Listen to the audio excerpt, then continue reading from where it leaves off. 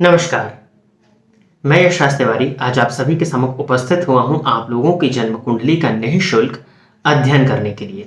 जैसा कि आप सभी जानते हैं, थंबनेल को देख करके आप समझ ही गए होंगे कि जो निःशुल्क जन्म कुंडली अध्ययन की श्रृंखला में जो हमारा आज का कार्यक्रम है, ये कार्यक्रम नंबर 72 है।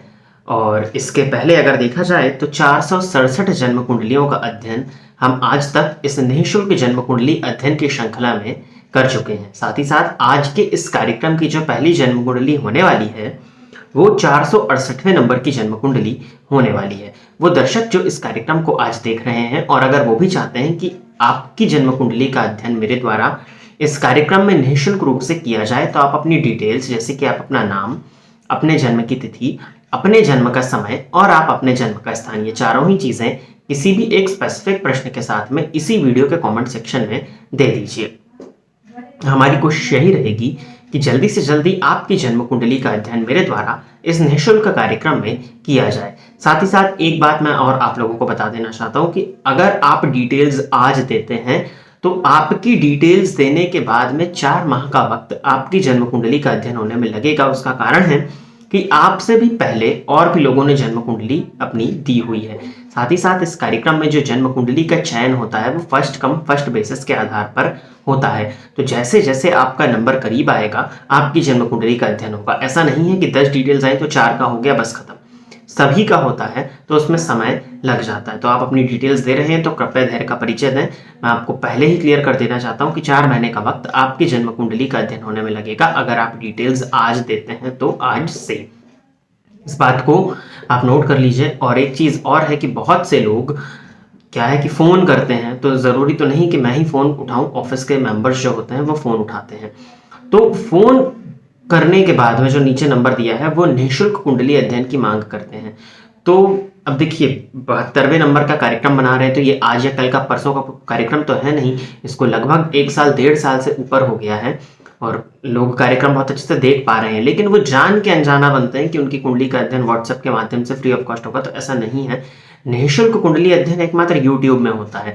अगर आप इस वीडियो के नीचे दिए गए नंबर पर संपर्क करके अपनी डिटेल्स देंगे या बात करेंगे वहां, तो वो सशुल्क कुंडली है। वो पर्सनल अपॉइंटमेंट लेकर के आपकी जन्म कुंडली का अध्ययन होता है, तो उसका आपसे बकायदा फीस चार्ज किया जाएगा। तो आप निःशुल्क कुंडली दिखाना चाहते हैं तब यहीं पर अपनी डिटेल्स दीजिए। सशुल्क के लिए ही आप व्हाट्सएप या कॉल के माध्यम से संपर्क करिए। अब हम बिना विलंब किए प्रारंभ करते हैं अपनी आज के इस कार्यक्रम को। और हमारे कार्यक्रम की आज की जो पहली जन्म कुंडली है, अभिषेक शर्मा है। तो अभिषेक जी, आप तैयार रहिए, आपकी जन्म कुंडली मैं ले रहा हूं। डेट ऑफ बर्थ इन्होंने दिया है 20 अगस्त 1990। शाम के 6 बजे का जन्म है।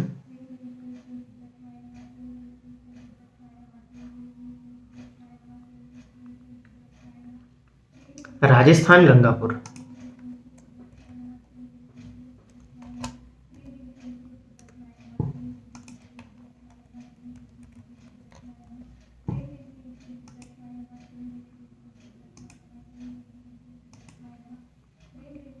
मकर लग्न है आपका और सिंह राशि बनती है।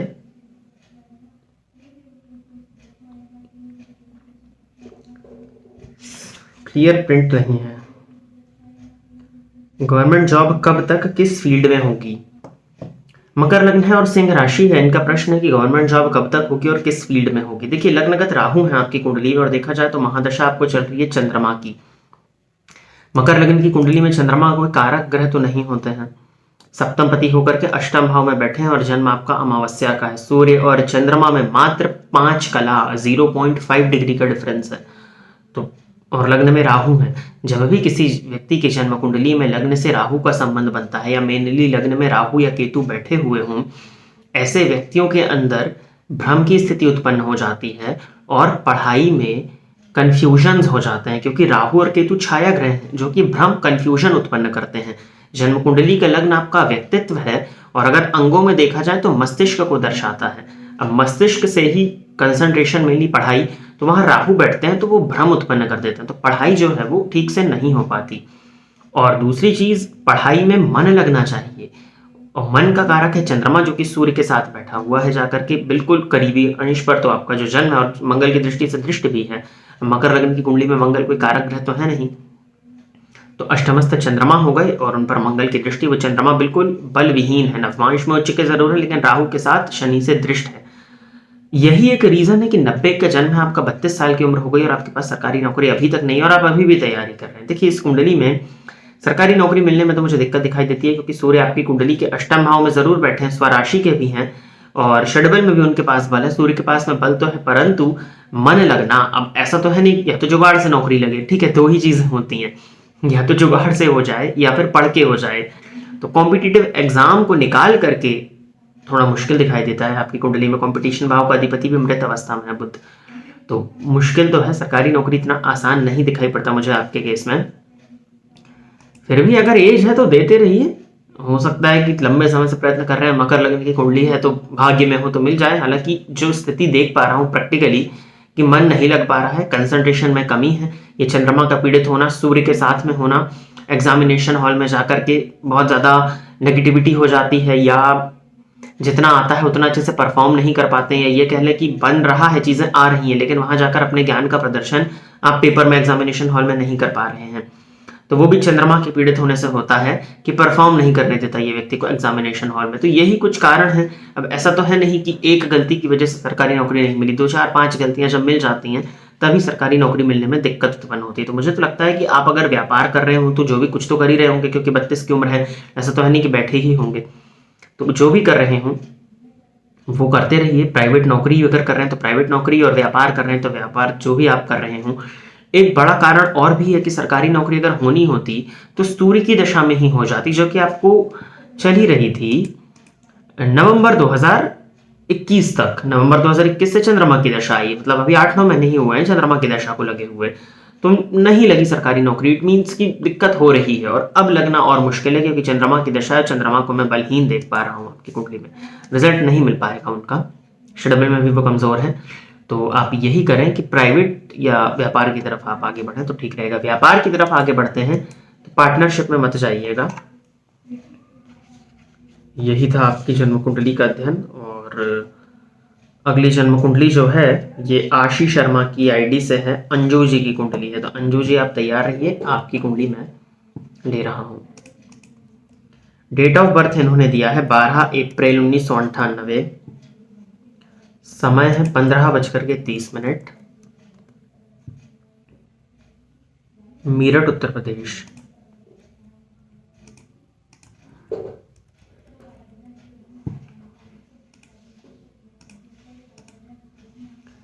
अंजू जी आपकी जन्म कुंडली जो बनती है ये सिंह लगन की है और राशि आपकी तुला बनती है। वो दर्शक जो जन्म कुंडली का अध्ययन करना सीखना चाहते हैं वो कुंडली को प्रिपेयर कर लें। इन्होंने प्रश्न पूछा है विवाह कब तक होगा और विवाह के बाद जीवन कैसा रहेगा। इन्होंने लिखा है समाधान भी बताना, समाधान भी बताना आपने लिखा है, इसका मतलब कि आप जान चुके हो कि दाम्पत्य जो है वो विवाह के बाद, मतलब जो दाम्पत्य जीवन है विवाह के बाद का, वो बहुत अच्छा तो नहीं है। देखिए इसको समझते हैं, एक स्त्री की जन्म कुंडली है और स्त्री की जन्म कुंडली में पति के कारक गुरु होते हैं और दाम्पत्य के कारक शुक्र होते हैं। आपकी कुंडली में गुरु और शुक्र दोनों ही जाकर के सप्तम भाव में बैठे राहु की दृष्टि से दृष्ट। तो पति का कारक पति भाव में बैठ गया राहु की दृष्टि से दृष्ट, तो उस भाव को उन्होंने नाश कर दिया, यानी कि सप्तम भाव पीड़ित है। सप्तम भाव का कारक जो कि पति का कारक गुरु पीड़ित है, और शुक्र जो कि दाम्पत्य का कारक है वो भी सप्तम भाव में बैठ करके राहु की दृष्टि से दृष्ट हो गया है। सप्तम पति बनते हैं शनिदेव, जाकर के अष्टम भाव में बैठे हैं। अष्टम भाव में वो कारक होते हैं, लेकिन 29 अंश पर बाल्यावस्था में षडबल में सबसे कमजोर ग्रहों में से एक है। वर्गोत्तमी है, लेकिन नवमांश में भी देख पा रहा हूँ सूर्य और शनि की युति आपकी कुंडली के सप्तम भाव में बनी हुई है। तो क्लियर है, आपको पहले भी बताया होगा तभी आपने समाधान पूछा। इस कुंडली में दाम्पत्य का सुख बहुत बहुत कम है, दाम्पत्य जीवन बहुत अच्छा नहीं दिखाई पड़ता। सप्तम पति शनिदेव है, नवमांश में भी जब देखा जाए तो सप्तम भाव में ही शनि जाकर के बैठे हुए हैं। फलस्वरूप विवाह भी कहीं ना कहीं विलंबित ही दिखाई पड़ता है, क्योंकि विवाह का योग जून 2022 तक चल रहा था। अब विवाह के जो योग आपके बनेंगे ये 2025 में बनते हैं, तो 2025 के बाद में आपको प्रयास करना चाहिए शादी का अपनी बर्थ प्लेस से ईस्ट या वेस्ट, वो भी अंतरजातीय विवाह की स्थिति दिख रही है, ईस्ट या वेस्ट डायरेक्शन से विवाह होने के योग बनते हैं। जब भी आपकी शादी हो माता पिता की मर्जी से ही विवाह करें, पहली चीज। दूसरी चीज बाकायदा कुंडली मिला करके करें, क्योंकि दाम्पत्य का सुख बहुत इस कुंडली में कम ही दिखाई दे रहा है। प्लस पॉइंट यही समझ रहा हूं मैं कि गुरु की दशा है और कुंडली सिंह लगन की है, तो थोड़ा सा धैर्य विवेक इस्तेमाल अगर किया जाए और बाकायदा कुंडली मिलान करके विवाह किया जाए तो जो दिक्कत है वो कम की जा सकती है, लेकिन दाम्पत्य में परेशानी तो इस कुंडली में रहने वाली है। समाधान विवाह हो जाए एक बार और पति और पत्नी की कुंडली को देखा जाए, फिर उसके बाद में किया जाए। हालांकि अगर आप उपाय करना चाहें तो मेरे हिसाब से तो आपको गुरुवार का व्रत करना चाहिए। गुरुवार का व्रत आजीवन अगर आप करें तो बहुत अच्छा। गुरुवार का व्रत करना ही एक समाधान होता है इस तरह के केसेस में, तो वो आप कर सकती हैं। ज्योति भारती की आईडी से ऋचा कुमारी की जन्म कुंडली है, तो ऋचा जी आप तैयार रहिए, आपकी कुंडली मैं ले रहा हूं।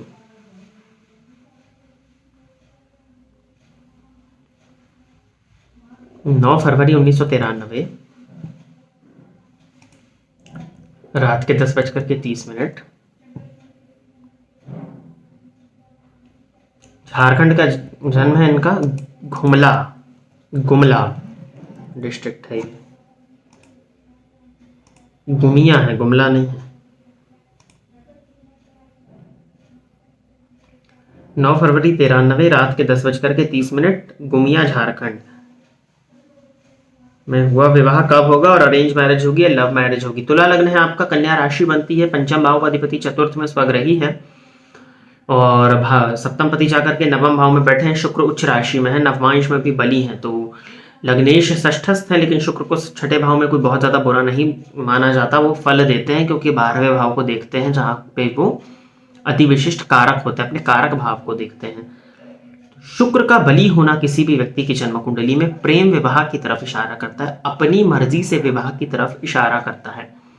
5वां भाव जन्म कुंडली में प्रेम का है, मेनली भावनाओं का है, और पंचम से पंचम अर्थात कि नवम भाव जो सप्तम पति का नवम भाव से संबंध है और शुक्र से सप्तमेश केंद्र में आ रहे हैं, जिसके चलते प्रेम विवाह होने की संभावनाएं आपकी कुंडली में ज्यादा बनती हैं। और दिशा नॉर्थ या साउथ दिखा रहा है आपके जन्म स्थान से विवाह की। और क्या पूछा था आपने, विवाह कब होगा? तो 93 का आपका जन्म है और शनि का संबंध लग्न से है, तो अब तुला लग्न की कुंडली में शनि की दृष्टि लग्न पर है, ठीक है, तो उसको भी ठीक ही मानेंगे, लेकिन प्रत्येक कार्य में विलंब हो जाता है। तो शनि की दृष्टि लग्न पर है तो प्रत्येक कार्य में विलंब, फलस्वरूप विवाह में भी विलंब। शुक्र पर भी शनि की दृष्टि पड़ रही है, जिसके चलते दाम्पत्य का सुख लेने में दिक्कतें हो जाती हैं। सबसे पहले तो देखिए, लव मैरिज आप कर रही हैं, ठीक है, शुक्र पर शनि की दृष्टि है, इस बात को ध्यान रखा जाए। और तुला लग्न की कुंडली में गुरु 12वें भाव में वक्री होगा, है ना, पांच माला की उच्च है लेकिन वक्री है, ठीक है। तो शुक्र पर शनि की दृष्टि का पड़ जाना, अगर बिना कुंडली मिलाए शादी होती है तो दाम्पत्य जीवन में परेशानियां रहेंगी, इस बात का ध्यान रखें। तो जब भी शादी करें कुंडली मिला करके करें। और आपकी जन्म कुंडली के हिसाब से अगर हम विवाह के योगों की बात करते हैं तो कन्या राशि होने के चलते गोचर कुंडली में विवाह का योग तो अभी भी चल रहा है, जो कि अप्रैल मंथ तक है। अगर यहाँ नहीं तो 2024 में आप प्रयासरत होइएगा, क्योंकि वहां पर आपको राहु में शुक्र का अंतर भी मिल जाएगा, नवम पंचम बैठे हैं। 2024 में विवाह के योग ज्यादा अच्छे आपकी कुंडली में दिखाई पड़ते हैं। उपाय आपके लिए यही रहेगा कि जब भी शादी हो कुंडली मिला करके ही हो। आशु की आईडी से शालू की कुंडली है, 1 दिसंबर 1989 सुबह के 8:30 है। प्लेस ऑफ बर्थ है दिल्ली।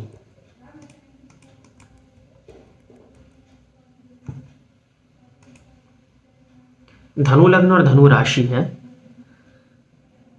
प्रश्न इन्होंने किया है, मैरिज कब तक होगी और मैरिज लाइफ कैसी रहेगी, प्लीज बताएं। क्या बात है, आज जितनी भी कुंडलियां आ रही हैं सब शादी से ही संबंधित। पहली कुंडली जॉब की थी और ये चौथी कुंडली है इस कार्यक्रम की, और तीसरी कुंडली में विवाह के विषय में पूछा गया है, मैरिज कब होगी और मैरिज लाइफ कैसी रहेगी। देखिए, लग्नगत शनि है और लग्नपति सप्तम में बैठ के लग्न को देख रहे हैं, लेकिन सप्तम भाव पर शनि की दृष्टि का पड़ना और लग्न में शनि होकर के लग्नेश को भी शनि की दृष्टि मिल रही है, जिसके चलते दाम्पत्य जीवन जो होता है उसकी शुरुआत होने में देरी हो जाती है, विवाह में विलंब उत्पन्न हो जाता है।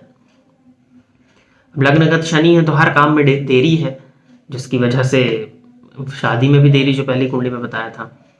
विवाह कराने वाला ग्रह चाहे पुरुष हो या स्त्री गुरु ही होते हैं, तो गुरु पर शनि की दृष्टि, तो गुरु के जो कारकत्व है उनमें पृथकता, उनमें दूरी, उनमें देरी हो जाती है। शनि मेनली देरी कराते हैं, तो ये है। सप्तमपति 12वें भाव में जाकर के बैठे हैं, 26 अंश पर है, जो कि बाल्यावस्था है। वृश्चिक राशि में बाल्यावस्था में आएंगे 26 अंश पर, तो वो भी कहीं ना कहीं पीड़ित है और पाप कर्तरी योग में है। देखिए, इस कुंडली में शादी होने में तो सच में देरी या दिक्कत आप कह लीजिए, अभी 89 का आपका बर्थ है, परेशानी तो मैं देख पा रहा हूं। आपके जन्म स्थान से नॉर्थ डायरेक्शन से शादी का रिश्ता आने की संभावनाएं हैं, जो आपने बताया है ना, दिल्ली से नॉर्थ में देखिए। और दशा चल रही है मंगल की, कुंडली धनु लग्न की है, तो पंचमेश की दशा है आपको। और मुझे लगता है कि नवमांश कुंडली में सप्तम भाव का अधिपति मंगल ही है, राशि आपकी धनु है। आपकी शादी का योग जो बन रहा है वो जुलाई 2023 के बाद बन रहा है, तो जुलाई 2023 के बाद आप शादी का प्रयास करें। डायरेक्शन मैंने आपको बताई, ढूंढना शुरू कर दीजिए, और जुलाई 23 के बाद में विवाह के योग इस कुंडली में बनते हैं, तो उस समय में प्रयास करना आपका अच्छा होगा। और अगली जन्म कुंडली जो है ये कृष्ण गोपाल की कुंडली से है, कृष्ण गोपाल शर्मा की आईडी से है, कुलदीप की जन्म कुंडली है। कुलदीप जी आप तैयार रहिए, आपकी कुंडली में ले रहा हूं 17 अप्रैल 1986,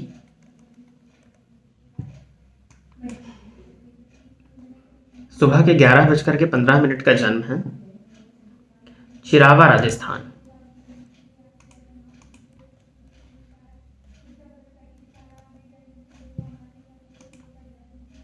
मिथुन लग्न की जन्म कुंडली है, कर्क राशि आपकी बनती है।